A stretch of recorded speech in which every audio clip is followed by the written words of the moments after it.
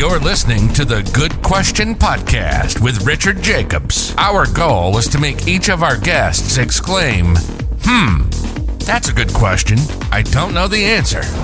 Because when that happens, it means you, the listener, may be inspired to learn more beyond the interview and to ask great questions yourself that lead to new insights. In this podcast, we cover historical and current anthropology, comparative religion, and history. Welcome, and let's get started. Hello, this is Richard Jacobs with the Good Question Podcast. My guest today is Heather Deba. She's the founder of HD Body Academy. We're going to talk about how to rebuild your metabolism after 40 without starving yourself for women's health, which I think is very, very important. You know, my wife and I are well over 40, unfortunately, and I'm sure she'll get a lot out of listening to this podcast when the time comes, and so will all the women and the men too. So welcome, Heather. Thank you so much for having me. Yeah, tell me a bit about your background, and then we'll talk about how you got into fitness for women over 40. My background, and I'll put it this way, and how I got into this and my background kind of tied in together. I think I'm just an average woman. I'm in my 40s now, and I have struggled with weight loss pretty much from 18 years and on, and actually really 17. And I've lost the same 45 pounds over and over again. And all really started when I first came into the US. I was born and raised in China. I moved here by myself at age of 16, end of 16, going to 17.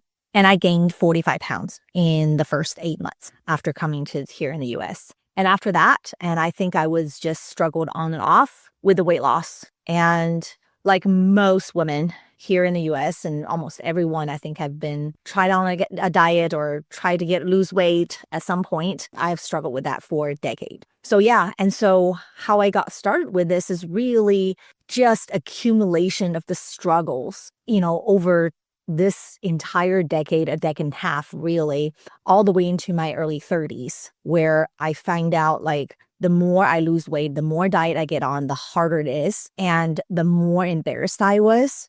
And I find myself hiding, and then it start to affect my own health and affect my relationship with my kids and my image in my kids' eyes as well. And so that's really what started me to get into health and really understanding how my body works. And I remember I didn't know how my body was changing until one day. This was about 5-6 years ago. And I always tell my kids, usually around 6 o'clock, and I was on a diet, eating very clean, everything I was supposed to do because I've been dieting forever. And I just remember, and I was just tired. 6 p.m., I was ready to call it a day, climb into bed, turn on my TV show, and just go to sleep. That was my daily life. And I felt it was all normal because I worked so hard. So by 6 p.m., I feel like maybe this is what 30 is supposed to be. Maybe this is what mother of 2 is supposed to be, because I see it and hear it around, the women around me and including myself as well. And so one day, and I was telling my kids, hey, mom is really tired. I'm going to go to bed early. And my 6-year-old at the time, she goes, I know, you're tired. You're going to go to bed early. We're going to have to be good for dad, and dad is going to feed us dinner. Good night, mom. Oh man, that's terrible. When I heard that, and I thought, how many times have I said that to my kids? For my 6-year-old at the time, finish my sentences. That was incredibly embarrassing, heartbreaking. I don't even know how to describe my emotion at the time, right? And then it shocked you. It sounds like. Yeah. And so I was laying in bed that night. I was thinking, I can't do this. I have to find a way. And I know eating clean is not helping me. And it hadn't helped me. And I still looked bloated. I still had very low energy. And my hormones are in a whack. I just completely up and down.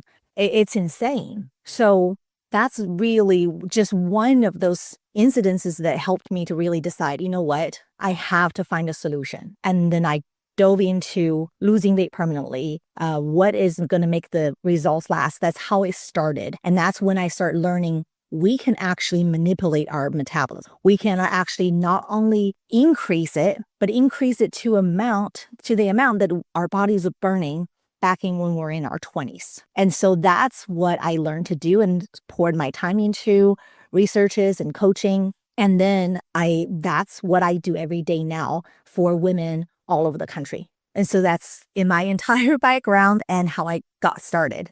Okay.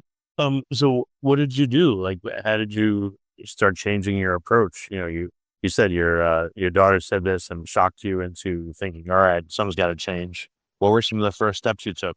So the first thing is, like, at this point, I have done all sorts of diets, right? I had a personal coach, personal trainer at the time. I had a dietitian at the time. I was doing all sorts of diets, the keto diet, the paleo diet, the Whole30, you name it, I've done it. And then I just refused to go to that route where everybody's doing because it clearly wasn't working for me. So one day I was on the internet, on social media, and I saw this guy's post, and his claim was, I can help you to eat over 2,000 calories and lose weight at the same time. And I thought at the time I was eating roughly around 1,300 calories to maintain, and I still looked bloated.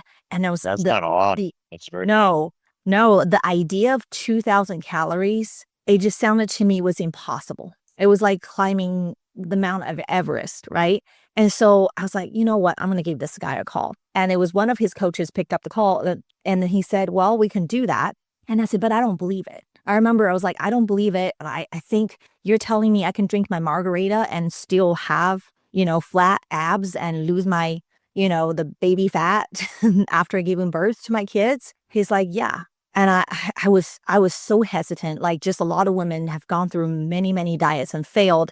And that was natural for me. And he said, Heather, seriously, I have thousands of clients. Like, you either do this or don't. I don't give a crap. And I thought, oh my gosh, what a jerk. But then I thought I had nothing to lose. I was just ready. So I said, fine. Got on the program. I started the program in end of October that year, and it was right around Halloween. By the time Christmas came, I went from eating 1,300 calories to eating 2,400 calories and lost 10 pounds at the same time. And I had so much I did naturally just stop telling my kids, and my kids were like, Mom, you actually going to watch a movie with us tonight? And it was just, yeah. And so that's how, once I realized that was possible, I was like, I have to dive into this mythology. I have to learn how to do this because I really do not want to diet ever, ever, ever again. And so that's where everything started. I learned the basics from this guy. And then after that, I just dove into women's hormones and how to make the results last and, different body types and, really developed into a point where every woman has a different metabolic needs, like their fingerprint. So along the way, I have figured out a system, a method that I use that work on pretty much anyone, any age. Even if you're in your 70s and you think, gosh, I'm old and I don't need that much food and I can't eat that much food and I'm naturally just going to be tired. And that I just feel, those are all lies. What's the common problem? I guess it sounds like for you, maybe not eating the right things, but also not eating enough calories. Is that common amongst women? Like they just, all the dieting and all the worry and the fear, they're starving themselves essentially. And that's why they're maintaining this, they're tired just in their weight, or what are like the common reasons that people come to you? Yeah. So a couple things. Okay. So I'll give you some statistics. So 90% of women have tried some kind of form of weight loss diet. Okay. And then they spend total about 17 years in their lifetime to lose weight on a diet. That's about like twice a year. That's for an average woman. And 80% of them gain weight back each time. And rarely you see a woman who actually can keep the weight off. In fact, there's literally just about 5%, less than 5% people who get on a restrictive diet to lose weight, such like low carb diet or carnivore diet, and can keep the weight off. And so the women I come to me now have repetitively done dieting. So what the problem with dieting is that our body, our metabolic system adapts. Just like we get used to we base our budget on our income. The more money we make, the higher our budgets will be. And if you lose that income, eventually, let's say you lost that 40% of your income for about 6 months. At the end of the 6 months, guess what? Your budget has changed too. because you don't have unlimited savings. I mean, most people don't, right? So you lower that caloric budget, like you lower your budget. And so eventually you just don't use money anymore. And you're trying to keep your savings steady and the same. Your body does the same thing every time you go on a diet. And every time you cut calories out and you are going into a deficit. But guess what? That deficit eventually will not be a deficit anymore because your metabolic rate lowers to your newer caloric intake. So that's why people keep on gaining weight back. And where those women don't understand, this is why I hear a lot of women say, Heather, I am going to the gym 5 days a week. I am eating super clean. I don't eat anything junk. I cut sugar out. I cut alcohol out. I'm eating only fruits and vegetables. And why am I not losing weight? And it's just become harder and harder. And this is the hardest I've ever seen. And this is precisely why. And nobody ever talks about it. And so I literally, that's what women tell me. And that's a big issue. What is why after 40? Why not just all women? Is it just they're not mentally ready, or after 40, there's a lot more challenge due to, fluctuating hormone levels and, approaching perimenopause and stuff like that? Or? So yes and no. So the reason why I coach women over 40 is for a lot of reasons. Typically, your metabolic rates don't drop as much when you're in your 20s, especially before you have children. So once women have children, their hormones have shifted during pregnancy, post-pregnancy, and they don't know how to take care of their body. So their hormones are already a little bit out of whack. And then going from there, in this country where we live, half of the women at post-pregnancy will get on a diet and lose weight, which causes huge damage to metabolic health. And that demographic usually nowadays is for women over the age of 35. So over the age of 35, we do see more and more those cases where people are finding really hard to lose weight, but not saying the people in their 20s and 30s, they don't have a hard time. And it has very little to do with age, is just because the percentage of women struggle more during this age. Okay. What have you noticed about women that are, 40 to 50 versus 50 to 60, 60 to 70? Is there much of a difference there, or just over 40 things are just, your plan works for anyone that age and up? I think when it comes to challenges with lifestyles and things like that, I don't think the level of challenges are higher in one decade versus the other one. I think the challenges are different because what women experience, struggle between the age of 40 to 50, this is their age where their kids are growing up. They are, their life is extremely busy, or professional women are extremely busy with balancing family time and career-wise, right? And so from there, and the struggle goes besides, your metabolic struggles, and then for women going from 50 to 60, these are the women who struggles with a lot of trauma, meaning their stresses are done. Some of their kids are already out of their house, and they're on the career path. They're thinking about retirement. And this is where their body literally the traumas and the stress their body has stored, or the diets, the negative impact of diets start to showing up. And this is just like the debts that we get into when we lose income over time, and we don't repair that. We don't bring that income back up. And this is where women over 50 to 60 start seeing a lot of diseases like insulin resistance, type 2 diabetes, hypertension, right? Hypothyroidism. And they blame it on hormones. Menopause. Yes, it does have a impact on your weight maintenance and weight loss, but it's not as important as how to repair your metabolism. And then from people from 60 and up, this is where groups that struggle mostly with mentality, mindset, their belief systems. What I'm talking about is during this age, people have said, hey, Heather, you know what? I've lived to this age. I know when you get older, the metabolism slows down, and I don't think I can eat more. I don't think my body needs more. And so the challenges for this group is different because they're in a position where they're retired. They have accepted life as is. They have very little motive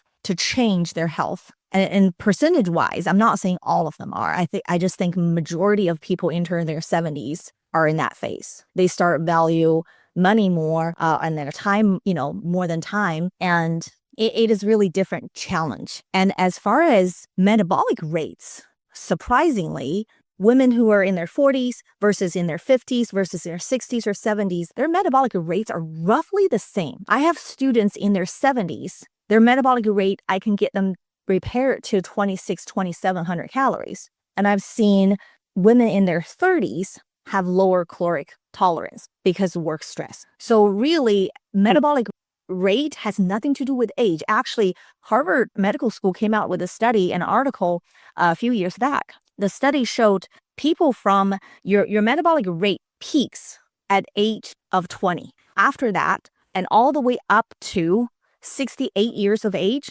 there is no metabolic decline in their study. And from 68 and up, you're starting to see 2% of metabolic rate decline per year. And if you convert that into calories, for every year you age, your body burns like 40 calories less a day per year. Really, if you're talking about, okay, my bad metabolic rate, it's only 1,600 calories because I'm old, that's false. So this is really interesting data. And I think when it comes to challenges physically, metabolically, I think they can be repaired.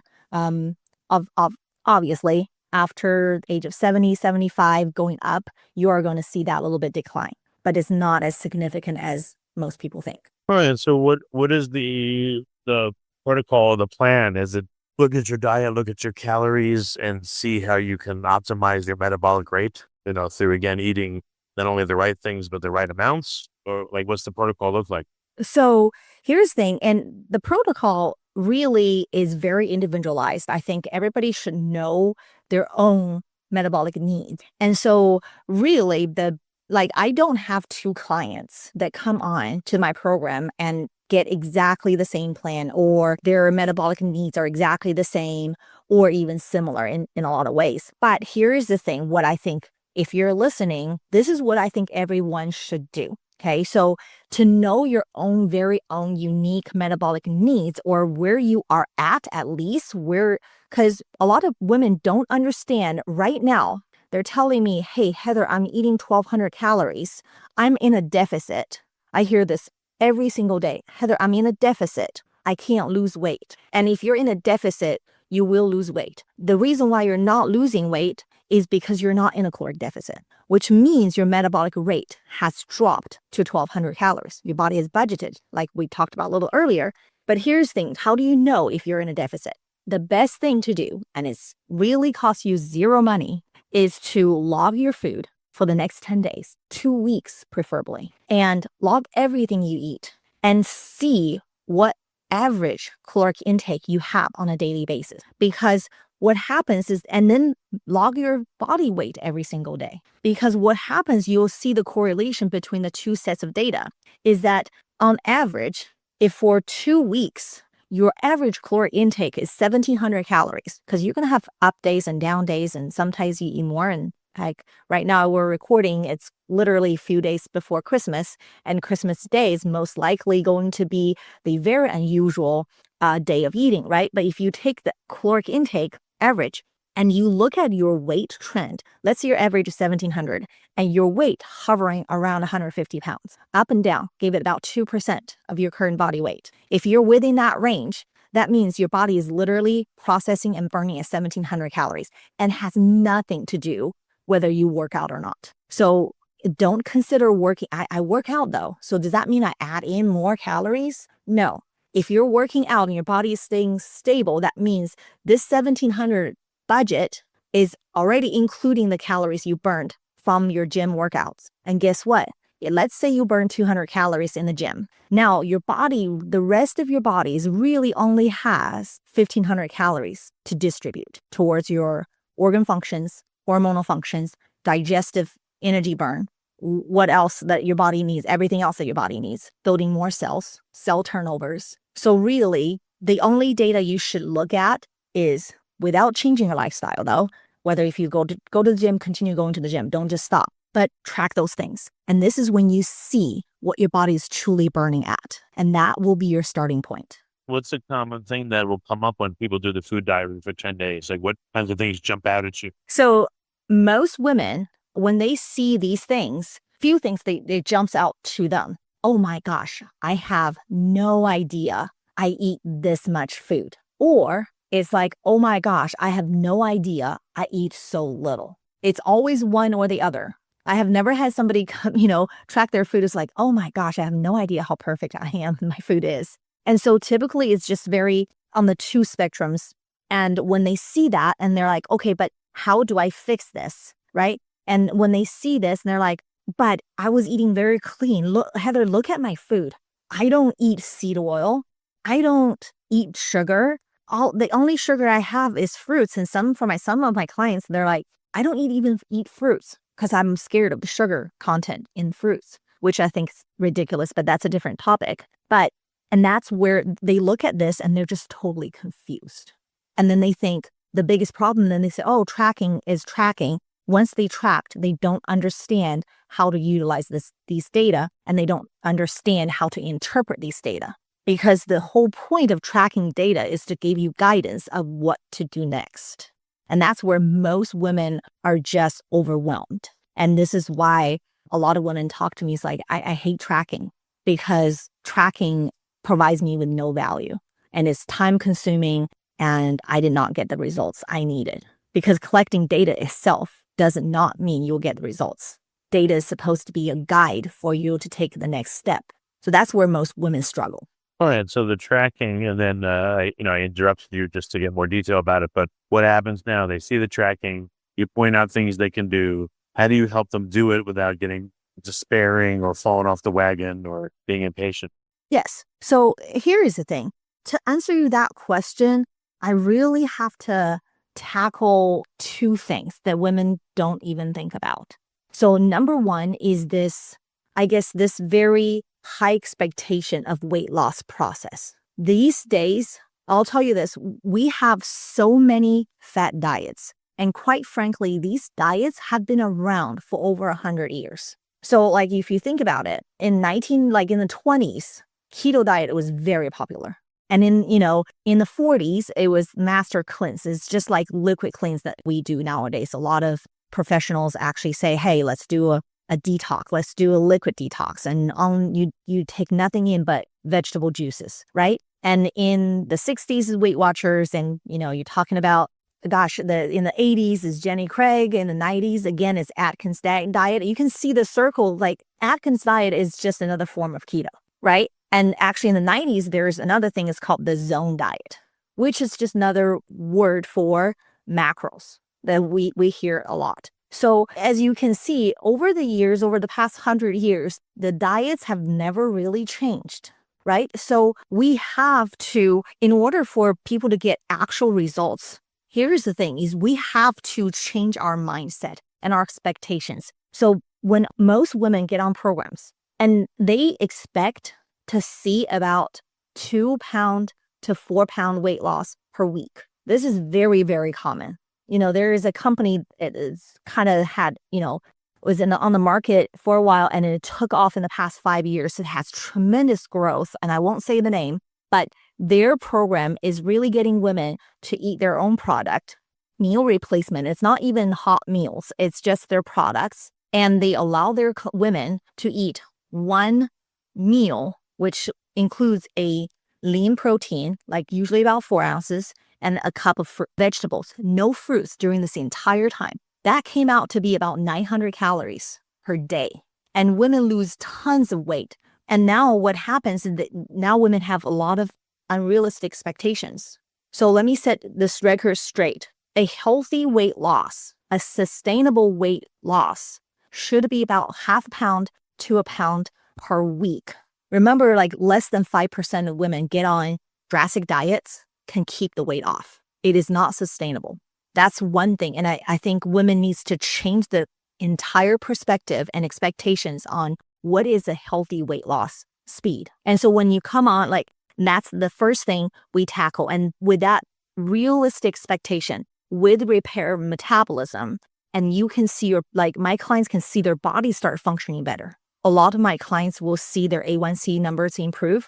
I have type 2 diabetic patients and clients who actually went from their blood sugar fasted would go from 200 all the way down to little over 100 in over 6 months while losing weight. And so we have to put health in the forefront than the weight loss. And what we do on my program is that we actually focusing on repairing the body from inside out, just like repairing a car. This engine has to run. So most women don't have the patience waiting for it. And that's one thing we constantly work with our clients is repairing the body and giving them a sustainable weight loss they're looking for. Now, the second part of it is that we also have to work with women on their neuroplasticity. Because when it comes to weight loss, a lot of women experience inflammation, joint pains, talking about hypothyroidism. These are metabolic diseases, including diabetes or insulin resistance or PCOS. All those diseases are coming from your body under stress over a long period of time. So how do you lower that stress response? You have to work on the neuroplasticity, meaning how quickly can you bring down your cortisol level when you are confronted by a stress event, right? And then from there. Okay. Maybe go a little bit more into that. Some detail. Yeah. So with neuroplasticity is we really help women to actually look at their lifestyle. And because a lot of those stress women have when they come with a lot of weight loss experiences because they failed over and over and over again, they felt like there's just no hope, and their entire attitude and, their perspective when it comes to weight loss is very stressful when they come on. So what we do is we actually changing that perspective. Our belief system is really based on the stack of evidences, right? If we have evidence that we keep on failing, our body doesn't cooperate because look, I've tried this diet, it didn't work. Look, I have that evidence, it didn't work. Look, my body hates me. I literally have a client that working with me right now, and her narrative talking about her when she communicates with me, she doesn't even realize this, is that she said, my body hates me. Oh, I can never go above this. I can never eat this much. It's the self-talk that women constantly do to ourselves. You'll be surprised.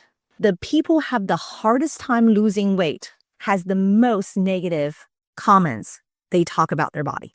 Well, interesting. So self-talk is critically important because it shapes all your efforts. It can sabotage them, it sounds like. Yes, because eventually it is a stress response. Because you're talking to this and you keep on stressing yourself out. And when you do, cortisol goes up and you stress eat and you keep on every single day, you're reaffirming this will happen. And you actually, psychologically, we look for evidence to affirm our hypothesis.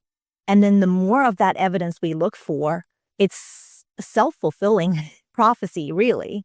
And the more we do that, the harder the weight loss is going to come, the lower metabolism actually drops. And here's the thing.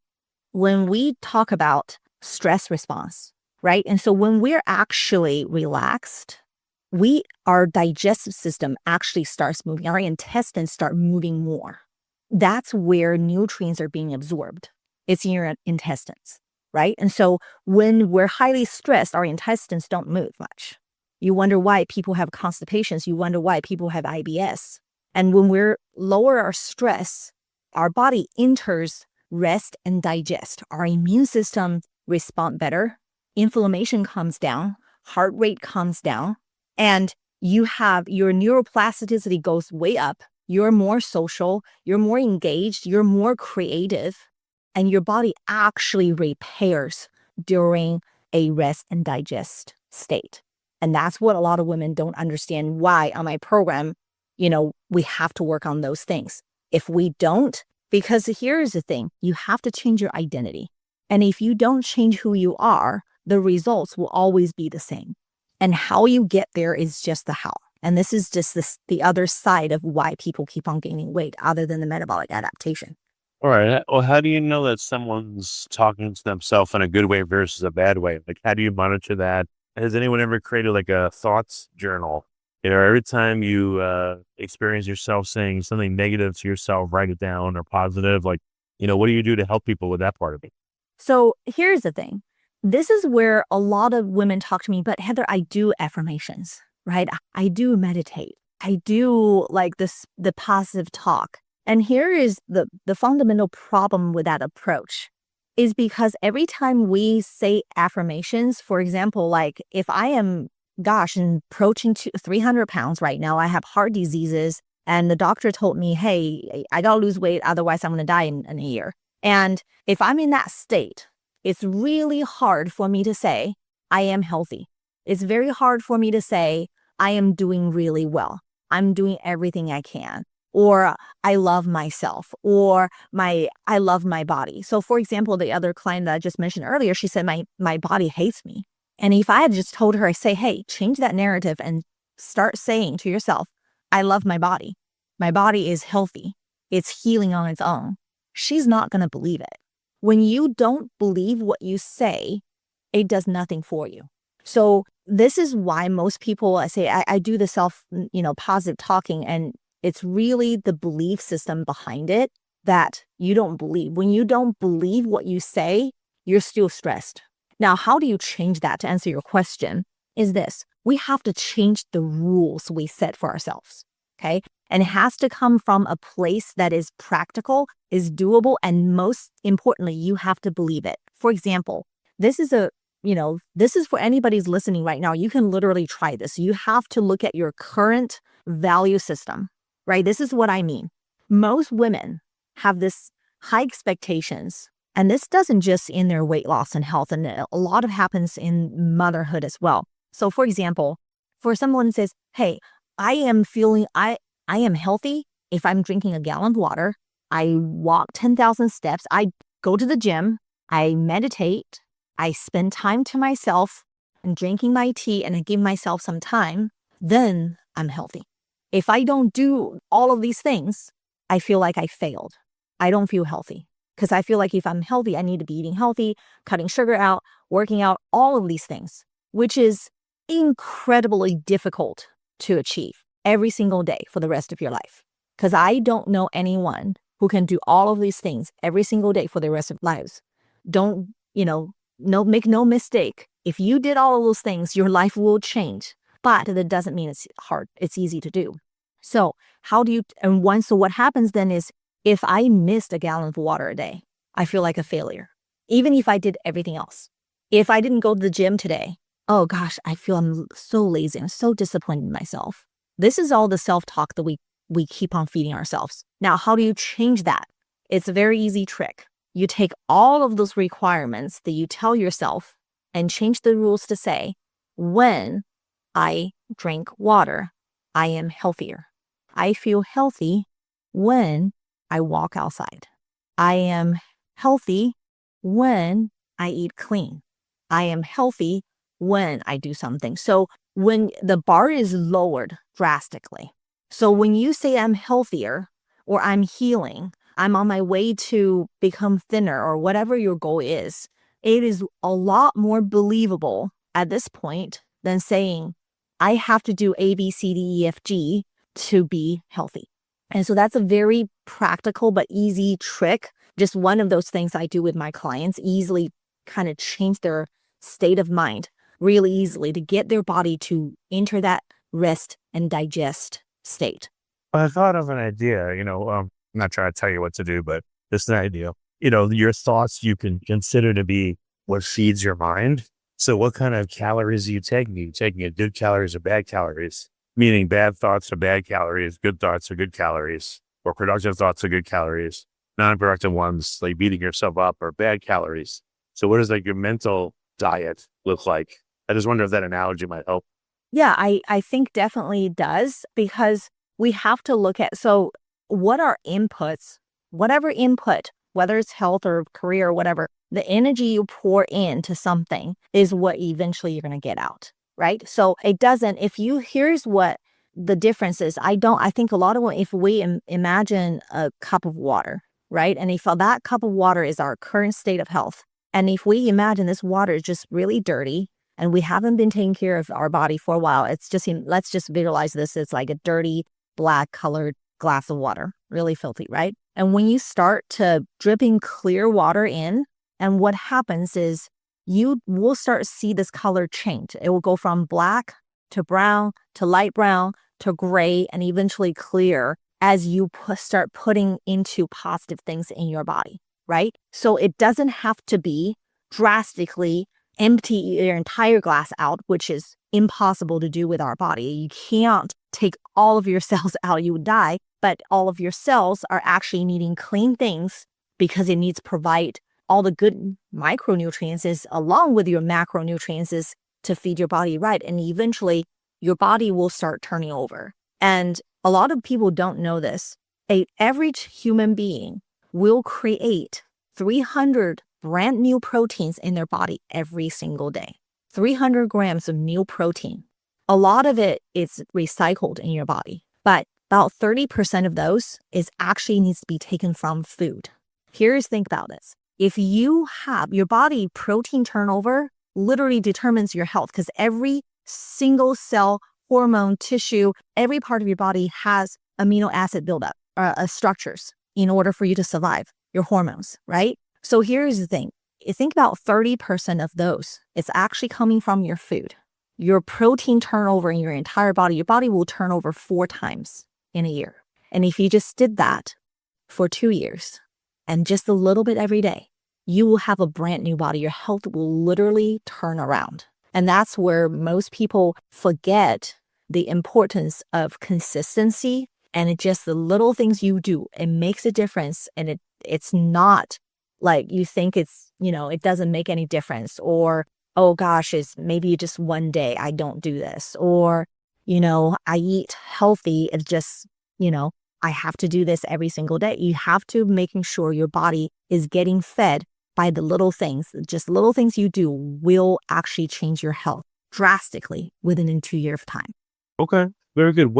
How can people get started with you? Where can they go? Is there a link you can share or, a recommendation if people want to work with you or go through your materials? I don't know if you could help everybody or if it's location dependent, but again, how can people go further with you? Yeah. So, not everybody is a fit, of course, and then naturally. But here's the thing that for everybody who's listening to this podcast, I have a gift to, if you're listening to you. And that is, I have this metabolic boost kit that it's actually my clients, the paying clients get from me to get started on their program, that are on their journey. This is really for any woman who wants to get their metabolic health up and really increase their calorie burns by at least 500 calories within 8 weeks. You can use this method. I've explained how metabolic works in there. I've explained step by step what you need to do, that things we could not cover here in this podcast. All you need to do is to go to, instead of giving you a million website, all of those places you can find me, I'll make it simple. Just go to my Instagram.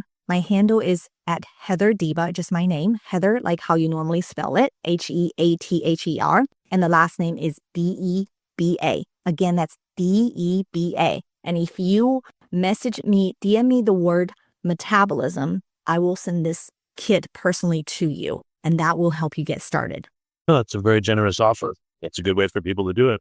Okay. Well, Heather, thanks so much for coming on the podcast and sharing your story. It's very personal, very emotional. In your experience, sounds like you worked with a lot of women. Any final thoughts before we go? My final thoughts is this. I really want every woman who's gone through what I've gone through, and I think what I've experienced is not uncommon. Don't give up.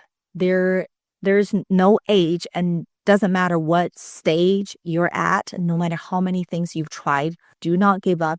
Go out, look for help, and you will always learn something about your health. You always get clarity.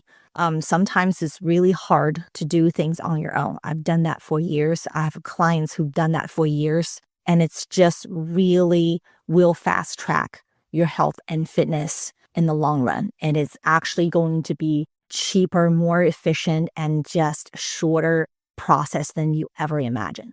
Well, very good. Heather, thanks so much for coming on the podcast and sharing your knowledge. I appreciate it. All right. Thank you. Thank you for listening to the Good Question Podcast. Please email support@thegoodquestionpodcast.com if you have any referrals to great guests for us to interview. Visit thegoodquestionpodcast.com to hear more interviews. And please help us spread the word by rating and reviewing us on Apple Podcasts, iTunes, Spotify, YouTube, or wherever you listen to this podcast.